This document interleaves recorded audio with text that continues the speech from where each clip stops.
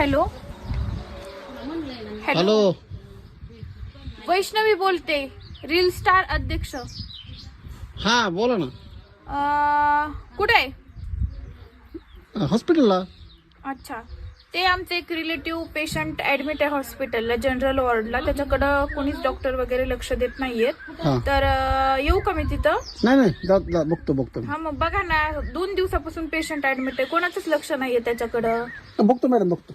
हा, का येऊ मी तिथं? नाही काय गरज नाही, मी बघतो. हा येऊ का मी तिथं?